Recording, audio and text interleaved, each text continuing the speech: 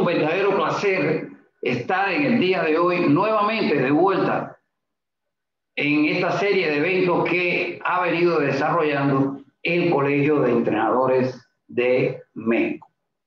Un saludo a todos los presentes y mis felicitaciones a todas aquellas personas que de una manera o de otra han tenido que ver con la puesta en marcha de este maravilloso evento.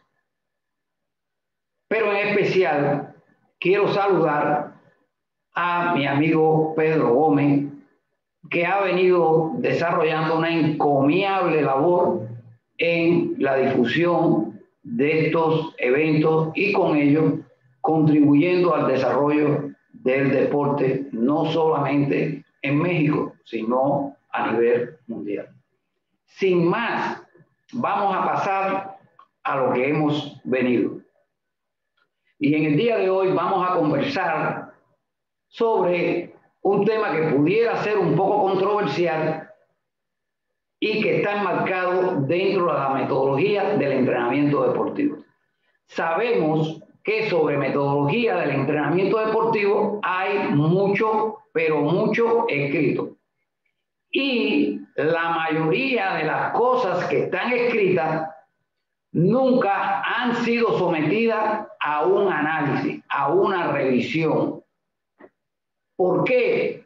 Pues es muy sencillo, porque cuando asistimos al colegio, cuando asistimos a la universidad, a un evento de conferencia, en la mayoría de los casos, no tenemos ese bagaje de conocimiento y más aún de experiencia para poder someter lo que estoy escuchando o lo que estoy leyendo a un cuestionamiento. Simplemente vamos, nos sentamos y todo lo que escuchamos lo damos por hecho, o sea, como una verdad totalmente absoluta. Lo que sucede con esto es que con el decursar del tiempo, después que yo adquiero ese conocimiento y comienzo a ejecutar ese conocimiento, empiezan a aparecer una serie de lagunas entre lo que conozco y lo que se demanda que tengo que hacer. Esto sucede muy a menudo en el deporte. No quisiera que se me escandalizara, pero es una de las actividades en cuanto a metodología para entrenar, que es la herramienta fundamental que tienen los entrenadores. En el atraso, o sea, es una de las actividades más atrasadas que hay. ¿Por qué? Porque todavía seguimos arando con aquellos bueyes de mediados del siglo pasado. Mediados del siglo pasado. Y para nada, a nadie es un secreto que el deporte ha evolucionado mucho. Y más aún ha evolucionado después de esta irrupción atropellada del deporte profesional.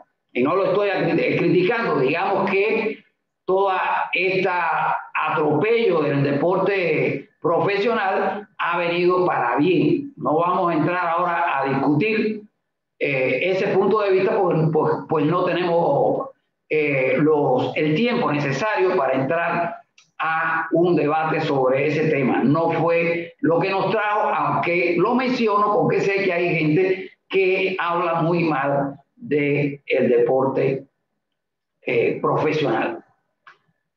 Pero lo cierto es que ha entrado en contradicción con aquellas cosas que eran totalmente aceptadas y que hoy no cumplen con las expectativas y con lo que demanda el deporte actual. Hay muchos aspectos dentro de toda la preparación, yo le llamo misceláneas dentro de la dinámica esta del proceso de entrenamiento, porque son varias, están regadas dentro de la metodología del entrenamiento, y en el día de hoy vamos a hablar de una nada más. y la vamos a poner sobre la mesa en forma de una pregunta, porque lo que quiero que inmediatamente que la pongan, yo sé que la saben ya, porque si no, no estuvieran viendo la conferencia, pero yo prefiero mencionarla detalladamente, o sea, despacito. Vamos a ponerla despacito para empezar a tratar de tener un razonamiento y anticipar. De repente muchos pueden anticipar lo que yo voy a decir, estarán de acuerdo o no estarán de acuerdo, pero vayamos allá, no vamos a extender este proceso. La pregunta, esta miscelánea en cuestión, dice si se debe de entrenar para ir a competir o se debe competir para ir a entrenar. Esto tuve que aprenderlo a la mala, solo, pero después me di cuenta que no pasaba única y exclusivamente conmigo. Entonces, después de analizar todas estas dos preguntas, o sea, entreno para ir a competir, compito para ir a entrenar, saqué mis propias conclusiones porque dije, esto está mal, como lo estoy haciendo, está mal, no puede ser de ninguna manera. Eso pasó hace más de 15 años. Después que tuve mi conclusión y que ya comencé a trabajar de una forma diferente, dije, vamos a preguntarle a otros entrenadores a ver qué piensan del tema. Pues de repente yo puedo estar equivocado y me he ido al lado que no debí de haber ido. Entonces cada vez que tenía, porque no fue que hice una investigación, sino que cada vez que se me daba la oportunidad, y se me da bastante, de estar dentro de un grupo de entrenadores, incluso de diferentes disciplinas, yo ponía la pregunta. Yo decía, vengan acá, ¿uno debe de entrenar para ir a competir o uno debe competir para después ir a entrenar? La mayoría, la gran mayoría, inmediatamente me contestó. Me dijo, no, entrena para ir a competir. Un grupo reducido me dijo, bueno, es lo mismo. El orden de los factores no altera el producto. Por supuesto, era la peor respuesta que se me pudo dar, porque acá no estamos hablando de matemáticas. Es todo incluso la pregunta es una pregunta cualitativa.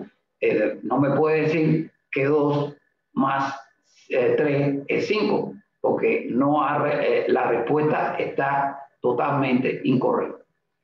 Un número incluso más reducido de lo que me dijo que el orden de los factores no alteraba el producto, pues sí que lo altera, y después lo vamos a ver.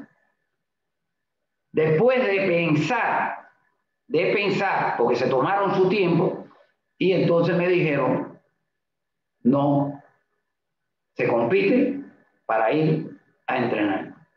Eureka. Esa era mi conclusión. Y yo sé que ustedes pueden decir, sí, pero la mayoría dijo que se entrena para ir a competir. Mayoría no tiene razón. Eso es un falso eslogan para motivar a la gente a que vayan hacia un lado o a otro. Mayoría no tiene siempre la razón. Y eso nada más hay que ir a la ciencia. En ciencia ese eslogan no funciona. Pero eso es otro punto que se puede debatir, pero no hoy. Sigamos tratando de explicar por qué se llegó al razonamiento, o llegué y había otros que también habían llegado al mismo razonamiento, de que primero debes de competir para ir a entrenar.